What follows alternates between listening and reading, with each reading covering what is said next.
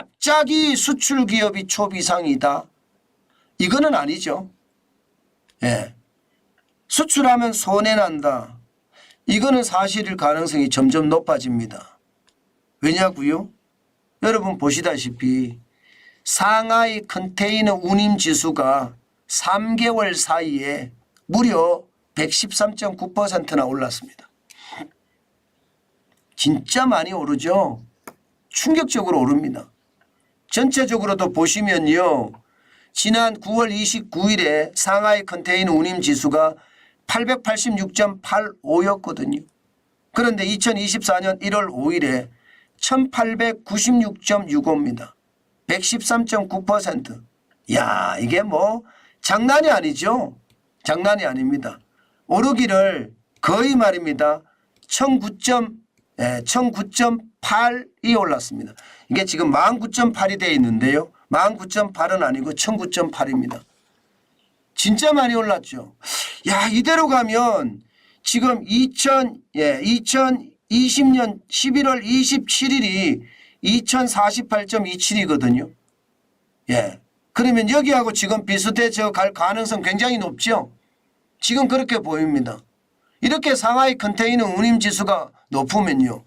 컨테이너로 뭐 20피트든 40피트든 수출을 하는 사람들 입장에서는 운임 비용이 굉장히 많이 들어갈 수밖에 없다는 뜻이에요. 그러면 왜 이렇게 지금 난리가 났을까? 컨테이너 운임 지수가 왜 이렇게 많이 올라갔을까? 뭐 여러분도 아시는 것처럼 이것은요. 당연히 말입니다. 당연히 이 홍해를 지나가는 상선을 후티 반군, 예멘의 후티 반군이 계속 공격을 해야 되니까 많은 사람들이 이제 홍해를 통해서 수에즈로 가지 않는 거예요. 전부 다 돌아갑니다. 돌아서 갑니다. 어디로 돌아가느냐? 저기 남아프리카 공화국 희망봉을 돌아서 갑니다. 그러다 보니까 물류비가 당연히 더 나올 수밖에 없겠죠. 물류비가 아마 당연히 더 나올 수밖에 없을 겁니다. 그게 결국은요. 시장에 반영이 되는 거고요. 더 중요한 것은 이 수에즈 운하로 만약에 가다가 이게 공격을 받았다고 쳐요. 그러면 어떻게 될까요? 공격을 받았다고 치면 분명히 손해가 막심하겠죠. 그러면 그때 보험을 가입을 해놨을 거 아니에요. 보험 가입해놓은 게 또 많이 들어가니까 올라갈 수밖에 없다. 지금 싱가포르에서 수에즈 운하를 통해서 유럽으로 간다 그러면 이게 길이가 얼마 안 됩니다. 15,600km입니다. 그런데 희망봉을 돌아가잖아요. 그러면 21,700km예요. 기본적으로 5,000km 이상이 차이가 나잖아요. 그러니까 올라가는 거. 당연한데 올라가는 게 너무 가파르게 올라가죠. 너무 가파르게. 12월 29일에 1759.57까지 올라가더니 1월 5일에는 1896.65까지 올라갔습니다. 앞으로 더 올라갈까요? 올라가겠죠. 이렇게 되니까 비용들이 다 올라갑니다. 비용들이. 당장 한국의 HMM 컨테이너 20피트 한 개당 1,500달러를 더 비용을 인상시켰습니다. MSC라고 스위스에 있는 이 해운회사입니다. 노선별로 30에서 40%의 임금을 인상을 했습니다. 머스크는 덴마크 회사거든요. 성수기 활동료를 붙여버렸습니다. 그러니까 시장에서는요. 야, 이렇게까지 올리면 진짜 내가 어떻게 사나. 수출하는 기업 입장에서는 난리가 난 거예요. 안 그래도 수출하는 기업들 지금 어렵거든요. 원자재 가격이 올랐죠. 인건비 올랐죠. 주 52시간제 때문에 고통을 겪고 있는 상태예요.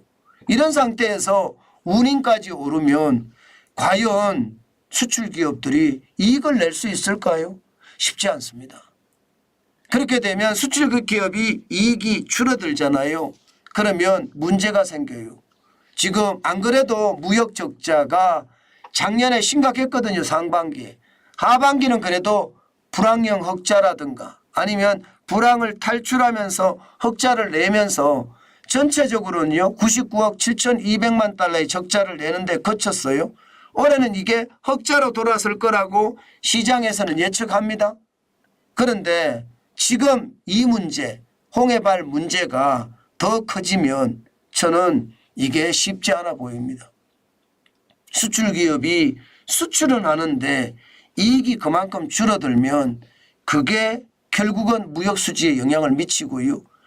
전체적인 무역 규모에도 영향을 미칠 수밖에 없다. 저는 그렇게 생각을 합니다. 그것이 말입니다. 결국은 또 한 번의 상황이 나빠지는 거. 2024년도 무역 수지가 적자가 될까 두렵습니다. 2022년에 447억 8,500만 달러의 적자, 사상 최대입니다. 이런 적자는 단 한 번도 겪어보지 못한 적자예요. 그런데 그런 적자가 나지는 않겠지만 2023년 100억 달러 가량의 적자를 2024년에는 흑자로 바꿔야 되는데 그래야지 우리 경제가 좋아지거든요. 안 그래도 말입니다. 내수가 나쁜 상태라서요. 수출이 그나마 버팀목 역할을 해준단 말입니다. 만약에 여기서 더 나빠지면 그 충격파는 더 커질 수밖에 없다. 특히 수출 기업은 그나마 다행이다 이런 얘기를 해왔는데 그것이 더 나빠질까 저는 두려워할 수도 있다. 그 생각을 해봅니다. 사실 경제라는 게 이렇습니다. 복병이 여기저기 참 많아요. 대한민국처럼 수출 중심 국가는요. 내수 중심 국가가 아니잖아요.